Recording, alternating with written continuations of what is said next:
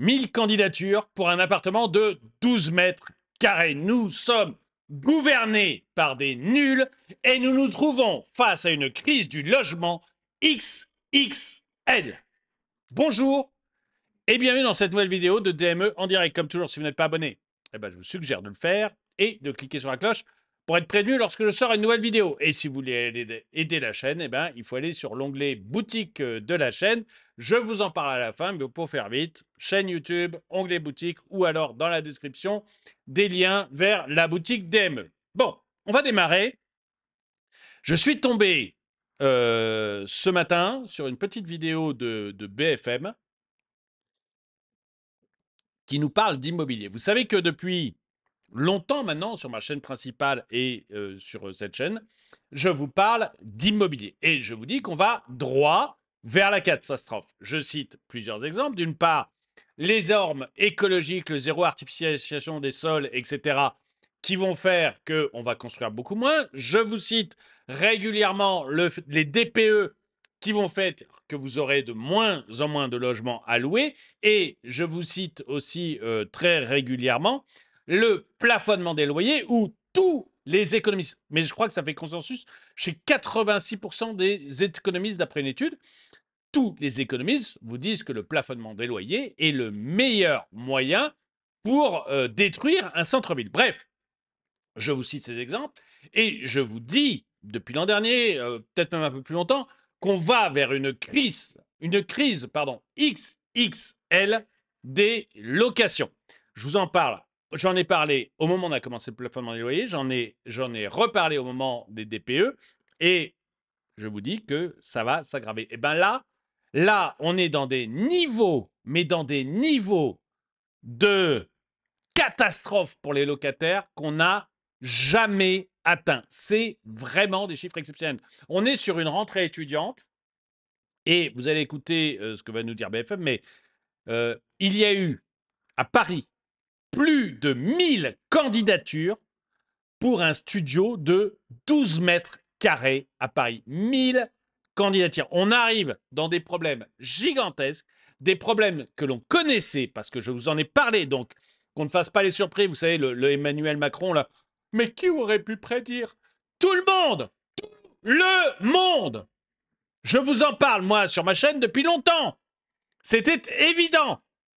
Eh bien, vous allez voir, la réalité est un mur, on ne passe pas au travers, on est en train de se cogner dans la réalité, mais d'une manière XXL, comme j'en parlais ce midi pour le fait que le déficit est plus fort que prévu, plus fort qu'annoncé. Oh, qui aurait pu prédire? Eh bien, moi et tous les gens qui sont un tout petit peu cortiqués, tous les économistes qui sont un tout petit peu cortiqués, l'avaient prédit. On est dirigé par des nuls qui nous envoient droit dans le mur. Regardons ensemble. Excusez-moi, j'étais un peu énervé. Alors, on va regarder ensemble cette petite vidéo qui est très bien faite. Ce matin, on va parler de la rentrée étudiante parce que chacun cherche son appart en fait et c'est de plus en plus difficile. Ouais, je voulais démarrer Alors, je confirme, hein, moi j'ai 2 enfants étudiants. avec un chiffre. Plus de 1000 candidatures, 1016 candidatures, et non pas pour me remplacer. Non, non. C'est beaucoup plus pour te remplacer. C'est beaucoup plus. Non, non, pour un 12 mètres carrés à Paris, en 2 semaines, plus de 1000 candidatures, 615 € par mois. C'est un Comment vous voulez que votre enfant ait la moindre chance de choper un appartement pour faire ses études? 1016 candidatures. Ça va aller à des dossiers, mais hyper en béton armé. Si votre dossier n'est pas nickel, mais adieu. Adieu vos chances. chiffre que nous a donné la plateforme Beanstock. C'est hallucinant. Et ce qui est encore plus dingue, c'est quand on compare le nombre de candidats. Excusez-moi. J'ai fait une vidéo, je crois que c'était la semaine dernière, au sujet de Lyon, où on avait le même problème et où en fait les agences disaient qu'elles ne mettent même plus les annonces en ligne, parce que juste avec le nombre de personnes qui appellent l'agence tous les jours, ils y trouveront un locataire. Les annonces ne vont même plus en ligne à Lyon. C'est soit c'est des copains du propriétaire ou des connaissances du propriétaire qui louent, ça a été le cas de mon fils par exemple, soit de toute façon, il y a tellement d'appels à l'agence que les agences ne s'embêtent même plus à mettre des annonces. Ça, c'est Lyon. Et là, vous voyez l'exemple de Paris. À mon avis, on est exactement dans le même truc. En 2 semaines, 1016 candidatures. Beanstalk, c'est hallucinant. Et ce qui est encore plus dingue, c'est quand on compare le nombre de candidatures pour un même logement qui avait été mis sur le marché à la rentrée dernière et de nouveau à cette rentrée. Je vous donne un autre exemple. Pareil, un studio parisien. Vous avez 70% de candidatures en plus en cette rentrée 2024 par rapport à la rentrée 2023. On a une tendance à peu près similaire à Marseille et à Lille. Vous allez me dire, plus de demandes. Le problème, ce qui est dramatique, c'est qu'en parallèle, on a de moins en moins d'offres. Nos partenaires, le site que vous connaissez tous bien d'Annonce Bien Ici, nous ont fourni des données exclusives. Regardez l'évolution du volume d'annonces sur un an. Moins 16%. Moins 50% par rapport à l'avant Covid. Et ce qui est encore plus dingue, c'est quand on regarde les villes, je ne vais pas toutes vous les faire. Mais vous voulez dire que quand on emmerde les propriétaires, quand on les oblige à faire des travaux pour avoir un bon DPE, quand on les empêche d'augmenter leur loyer, vous voulez dire qu'ils ne mettent pas leur logement en ligne? Ils ne louent plus leur logement? Quand on leur casse les pieds tout le temps, tous les 4 matins, vous voulez dire qu'ils ne mettent plus leur logement? Quand on augmente les taxes et tout, vous voulez dire qu'ils veulent plus s'en occuper? Qu'ils en ont ras-le-bol? Comme c'est étrange! Ah, mais comme c'est curieux! Moi, je pensais que plus on emmerdait les gens, plus ils étaient heureux. Ça marche pas comme ça, alors? Mais vous avez quand même à peu près 20-25% d'annonces en moins sur des villes comme Paris. Vous avez moins 50% sur des villes comme Lille, Lyon. Et vous avez moins 80% sur un an sur une ville particulièrement étudiante comme Rennes. Ah oui. C'est dingue. Mais pourquoi il y a aussi peu d'offres? Alors, je ne vais pas vous refaire tous les sketchs, mais vous avez d'abord un effet JO. Vous avez beaucoup de propriétaires bailleurs qui ont mis leurs biens sur le marché cet été, pour les Jeux Olympiques, les Paralympiques, tout ce que vous voulez, et qui tardent à remettre leurs biens sur le marché traditionnel. Donc, nos amis de Bien Ici nous disent, nous, ce qu'on espère, c'est courant septembre, on a un afflux de nouvelles offres. Donc ça, c'est là Oui, mais là, on parle des villes olympiques, ouais, Paris, Marseille, à la rigueur.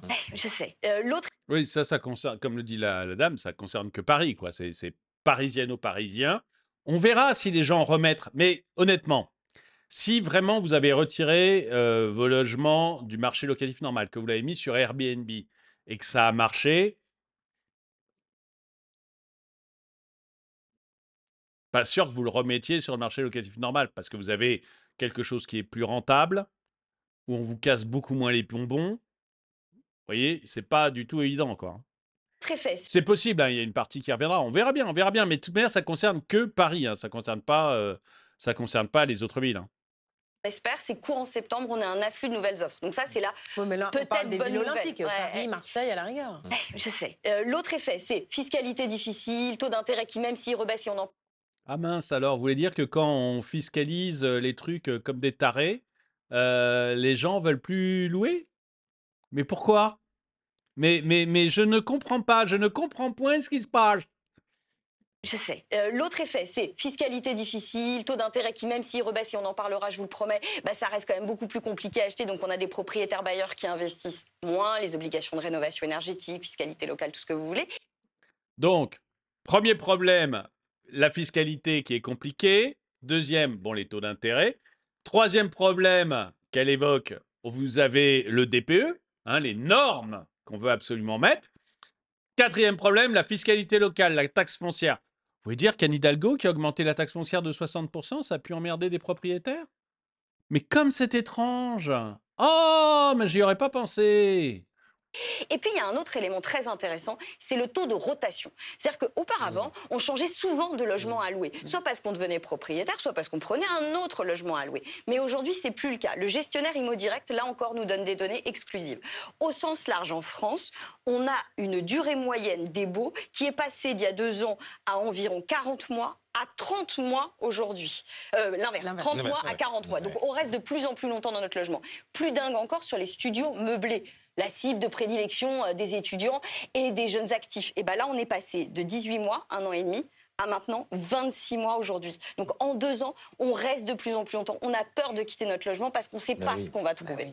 Alors, je confirme. Vous voyez, moi, j'ai ma fille qui est à... ceux qui font les directs la connaissent, qui a un logement à Paris. Ça a été compliqué, très compliqué de trouver un logement. en banlieue parisienne. Elle aimerait changer. Elle aimerait aller à Paris Centre, se rapprocher de son université, etc. Elle serait ravie de le faire. Et c'est pas un problème d'argent parce que elle est en alternance, donc elle gagne de l'argent. Et puis moi j'en ai un peu, je peux l'aider. Enfin voilà, c'est pas un problème du montant du loyer. Le problème, c'est que en fait vous avez tellement peu de choses à louer. Vous avez tellement peu de choses à louer que les propriétaires en fait sont dans des telles difficultés. C'est-à-dire que vous savez que si vous avez un locataire qui paye pas, vous n'allez pas réussir à le virer. Ça va être très compliqué, très long, etc. Donc les propriétaires demandent des dossiers gigantesques. Gigantesques. Résultat, eh ben, Anaïs ne sait pas si elle va réussir à trouver un logement plus près. Elle galère et du coup, elle reste dans le logement où elle n'a pas envie de louer. Enfin, elle n'a pas envie. Elle est contente là où elle est, mais elle préférerait trouver ailleurs, peut-être même plus grand, etc. Mais elle ne bouge pas. Et on verra si elle bouge dans l'année, mais vous voyez, c'est compliqué. Et en fait, vous avez ça qui s'installe sur tout le schéma. Mais je vous en avais déjà parlé dans d'autres vidéos, notamment pour vous parler de Stockholm et de l'Irlande. Mais c'était Stockholm le cas le plus net. À Stockholm, vous avez un plafonnement des loyers. Donc l'État a plafonné les loyers. Et en plus, l'État a décidé de mettre les gens sur une liste d'attente pour être sûr qu'il n'y ait pas de favoritisme. Donc vous avez une sacrée liste d'attente à Stockholm et un plafonnement des loyers par l'État. Le résultat, c'est qu'effectivement, les loyers sont très faibles. Mais les gens ne bougent plus du tout. Donc en fait, si vous voulez trouver un logement étudiant à Stockholm, le délai d'attente est de 11 ans. 11 ans pour trouver un logement. Vous devez inscrire votre enfant quand il rentre au collège sur la liste pour avoir une chance qu'arrivé au lycée, qu'arrivé à l'université, il trouve enfin un logement. Vous l'inscrivez quand il commence au collège. On est chez des mondes de fous. Et je vous avais lu les trucs sur Stockholm, des témoignages de gens qui disent non mais moi je ne quitte pas, moi je suis ravi, je paye quasiment rien. Par contre, je ne quitterai jamais mon appartement quoi qu'il arrive. Parce que je ne retrouverai jamais. Et il reste les résultats. Vous avez un marché à Stockholm de l'immobilier qui est complètement bloqué. Les gens disent non, mais je ne vais pas acheter. Je ne vais pas acheter. C'est pas possible parce que ça me coûterait très cher. Là, j'ai des loyers qui sont modérés par l'État. Tout va bien. Mais je n'en bouge plus. Et on est en train de faire exactement la même chose en France. Et c'est tout le problème du plafonnement des loyers, mais que j'ai expliqué c'est une de mes premières vidéos sur Droma Economy. C'est un truc hyper vieux, mais parce que dès que Anne Hidalgo avait parlé de plafonner les loyers, j'en avais parlé. Donc ça a peut-être 10 ans ma vidéo là-dessus. Mais je disais exactement ce qui allait pas se passer. C'est-à-dire que petit à petit, vous avez un grip, un marché qui se grippe totalement et qui se bloque complètement. Les locataires n'ont pas intérêt à partir, ils ne partent pas. Et petit à petit, les propriétaires n'ont pas intérêt à investir, donc ils investissent le moins possible. Et petit à petit, votre ville disparaît. Enfin, il n'y a plus de ressources locatives. Et vous voyez, un truc qu'a fait Milei pour régler le problème en Argentine. En Argentine, dans la capitale, on a le nombre. Milei a dit, c'est terminé, il n'y a plus aucune règle édictée par l'État. La seule chose, c'est qu'il y a un contrat entre le propriétaire et le locataire. Point. Un contrat entre le propriétaire et le locataire, et l'État, lui, ne s'en occupe pas. Il fait respecter la justice du contrat une fois qu'il est signé, point. Le nombre de logements a été multiplié par 3. Ça date de janvier, cette mesure de Milei. Entre janvier et aujourd'hui, le nombre de logements a été multiplié par 3. Et le prix des loyers a baissé, il me semble, de 20%. Tout simplement parce que vous avez beaucoup plus de logements et du coup, vous faites baisser les loyers. Alors qu'avant, avec les socialistes au pouvoir, on avait grippé le marché complet de la capitale, on ne trouvait plus à se loger, en plus les loyers augmentaient. Parce que il n'y avait pas de trucs à louer. Foutez la paix aux gens. Et tant que notre État ne se décidera pas à stopper ces couillonneries de DPE, alors là, le DPE, 10% des logements sont sortis du marché. 10% des logements sont sortis du marché à cause de ces couillonneries de DPE. Et comme on continue dans cette voie-là, ça va être 30% du marché, un appartement sur 3 qui aura disparu à la fin des couillonneries.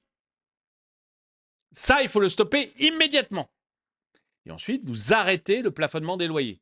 Si vous prenez ces deux... Et puis vous arrêtez de matraquer fiscalement les propriétaires, sinon ils vont se barrer. Réglez ces problèmes-là, et vous allez voir tout d'un coup, comme par miracle, vous allez voir des appartements à louer partout. Et le prix des locations va baisser. Comme par miracle, vous allez voir. C'est très facile. On regarde la suite. Et moi, je voulais vous en parler parce qu'il y a des effets dramatiques. Et on en Mais parle oui. assez peu. Il y a un sondage récent d'Opinionway qui est sorti et qui nous dit, par exemple, pour moi, c'est le chiffre le plus important, 12% des étudiants, 12%, renoncent à poursuivre leurs études faute de logement.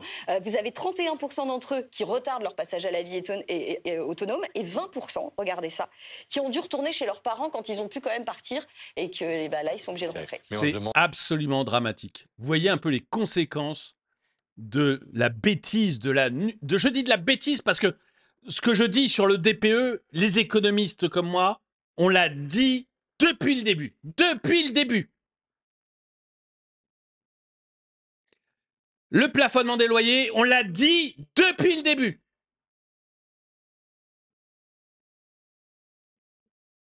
Donc, ceux qui nous dirigent font des trucs par idéologie et par pure connerie. Il n'y a personne ayant de vagues connaissances en économie qui aurait pris ces mesures-là sans comprendre ce que ça allait donner. Donc, soit nos politiques sont des couillons, soit ils le font volontairement et c'est encore plus grave. Enfin, du coup, fort de ce constat et de cette situation bloquée, Vous vous rendez compte, 12% des étudiants qui arrêtent leurs études à cause de ça. Une personne sur 10, un étudiant sur 10 qui arrête ses études à cause de ça. Ça veut dire que les couillons qui nous dirigent détruisent plus ou moins la vie d'une personne sur 10, d'un étudiant sur 10. Tout ça pour leur couillonnerie, pour leur bêtise idéologique. C'est criminel. s'il y a des solutions. Il y a des solutions. Alors après, vous La allez me dire, colocation, voilà. Alors la colocation, les idées alternatives, c'est une bonne idée. La colocation, vous avez des sites qui vont bien à partager. Colocataire, vous mettez colocataire, ça se termine par et accent grave, RE. C'est un bon site, log service, etc. Mais surtout, il va falloir peaufiner. Je rigolais en disant les candidatures, c'est comme un CV, mais ça devient ça aujourd'hui, trouver un bien logement. Donc, par exemple, au-delà de tout ce qu'il faut faire sur les garants, la garantie Visale pour les étudiants, aller chercher un numéro d'adhérence, c'est hyper facile. Vous tapez Visale. Ouais, mais alors, V-I. la garantie Visale, moi, je dis juste, hein, on a essayé avec ma fille. Il y a beaucoup de propriétaires qui s'en foutent, quoi, qui veulent pas en entendre parler parce que ça passe par l'État. Ils se disent, oh là, je me ferai jamais rembourser, je vais pas m'emmerder la vie. Donc la garantie Visale, c'est mieux de l'avoir, mais très honnêtement, la plupart des propriétaires n'en ont rien à foutre. Dites-moi si vous êtes propriétaire dans les commentaires ou si vous êtes locataire et que vous avez essayé la garantie Visale, si c'est un truc qui marche. Mais moi, mon expérience, c'est que les gens se disent, mon Dieu, alors remboursé par l'État, ça va me demander une papasserie monstrueuse et je serai remboursé 10 ans plus tard, quoi. Donc voilà, c'est pas suffisant. SALE. Ça, c'est pourquoi? C'est pour C'est pour garantir les impayés Ok. de loyer aux propriétaires bailleurs et c'est gratuit pour tout le monde. Donc allez-y, tous les étudiants y ont droit, c'est gratuit. C'est Mais mieux vous que avez rien, une mais... petite chose à savoir. Si par exemple, c'est pas votre première location, vous pouvez demander à votre précédent propriétaire de bailleur de vous faire une lettre de recommandation. Là, c'est Alors ça, vraiment, je le ferai. Ça, voyez, si j'étais étudiant ou si je devais chercher un nouveau logement, je demanderais, je trouve que c'est une très bonne idée parce que vous arrivez avec une lettre de votre précédent propriétaire, avec un peu de chance, même son numéro de téléphone, son autorisation d'appeler, et dire, écoutez, voilà, vous voyez, je suis un bon payeur, j'ai été à telle adresse pendant 1 an, 2 ans, 3 ans, j'ai toujours payé mes loyers en temps et en heure, regardez, j'ai laissé un appartement nickel, regardez, il me recommande, et en plus, vous pouvez l'appeler si jamais vous avez un doute. Bon, évidemment, ça peut être un faux, hein, on est d'accord. Mais je pense que ça peut quand même jouer. Et c'est Et un puis, dossier de 100 pages. mais en oui, fait. mais bon, Parce et que puis, parfois, ils apprécient aussi les lettres de motivation, les choses comme ça. les c'est pour ça que je photos. comparais ça à une candidature C'est pour ça. un emploi, en Mais fait. ça l'est. C'est ça qui est dingue, mais c'est devenu ça. Et puis, il y a d'autres petits tips à avoir. Par exemple, nettoyez vos réseaux sociaux, amis étudiants, s'il vous Ah plaît. oui. Nettoyez vos réseaux Ça, c'est sociaux. pas facile. Hein. Bah non, mais si vous êtes un peu fêtard, faites attention aux Oui. photos que vous avez Ah. publiées, quoi. Parce que Ah, pour ça, le on coup, l'oublie parfois. Genre, c'est vrai, oui. ça. la Nouba dans le précédent appartement, le nouveau propriétaire, il va la voir sur Instagram. c'est une évidence. Moi, Eh j'ai oui. appelé d'anciens responsables de l'Union nationale des propriétaires immobiliers qui sont de multiples propriétaires bailleurs qui me disent, moi, mon réflexe de base, Ils le c'est quand font. même... Ah ouais, C'est pas une légende. ils le font. Ils le font vraiment. C'est pas une Ils vont légende. Bah, vérifier évidemment, sur évidemment. les réseaux Ah ouais, sociaux non, du mais candidat. bien sûr. Et alors, autre petit tips que je donne toujours pour l'achat aussi, c'est pareil pour la location. Pensez à vous éloigner un petit peu de ce que vous visiez. Vous avez des villes aujourd'hui qui ont des transports en commun qui sont très bien fichus. Vous aurez plus d'offres en vous éloignant un petit peu. Et puis surtout, vous aurez des loyers Ouais. moins élevés. Je vous rappelle le prix du premier studio dont je vous ai parlé. 615 € par mois pour 12 mètres carrés à Ouais, Paris. bah, Ça fait mal. Et plus de 1000 candidatures. Oui, et juste pour vous dire, les loyers abordables, il n'y en a plus à Paris. Beanstock a regardé le nombre d'annonces à moins de 900 € par mois à Paris. On est passé de 1250 il y a 2-3 ans. Aujourd'hui, on a 190. Et pardon, On a divisé quasiment par 10. Divisé quasiment par 10 le nombre de loyers abordables à Paris. Merci le plafonnement des loyers. Merci Hidalgo. Merci l'État. Vous êtes merveilleux. Merveilleux. il n'y a pas, 190, il y a pas à un moins de 900 plafonnement des € par loyers à Paris. Si, mais vous avez toujours moyen. Je vous en reparlerai aussi. Vous avez moyen d'échapper au plafonnement. Vous savez, vous avez le complément de loyer quand vous avez des caractéristiques incroyables. Un jacuzzi, bon, dans un studio, Ah oui. vous n'en trouverez pas. Le meublé échappe à l'encadrement. Enfin, il y a un surloyer par-dessus. Donc, En filigrane de tout. En fait, ce qui est horrible, mais je trouve horrible, c'est que tout ça, je l'avais prédit. Tout ça, on en avait parlé sur cette chaîne. Tout ça, alors j'étais pas tout seul, parce que si j'étais tout seul, bon, on se dirait François-Xavier est un génie, les autres sont des cons. Non, non. Les économistes valables, tous les économistes valables en avaient parlé, parce que on sait tous comment ça finit. Et quand je dis valable, vous voyez, c'est des gens qui vont jusqu'au PS. Évidemment, à l'extrême gauche, vous allez trouver des tarés qui pensent que le schéma économique qui marche, c'est l'URSS. Mais là, on n'est même plus dans la réflexion, on est dans l'idéologie. Hein, si les gens qui vous disent ce qui est merveilleux en économie, c'est le modèle du Venezuela ou de l'ex-URSS, bon, on n'est plus en économie, vous voyez, on est sur des dingos qui ont des diplômes, quoi. Oui, mais voilà, c'est tout, c'est pas plus que ça. Un Piketty, c'est quelqu'un, c'est un idéologue qui a des diplômes. C'est rien de plus, Thomas Piketty. Donc, tous les économistes ayant vraiment un niveau d'économiste, et ça peut aller assez loin à gauche, vous disiez exactement ce qui allait se passer. Il n'y avait pas de doute. Il y a même des gens, enfin bon, Alternative économique. Pourtant, c'est vraiment de gauche, Alternative économique. C'est vraiment pas un journal que je conseille, parce que c'est souvent très idéologue. C'est souvent très idéologue d'ailleurs, Alternative économique. Mais il disait la même chose sur le plafonnement des loyers, sur le DPE. Il disait que ça allait raréfier l'offre.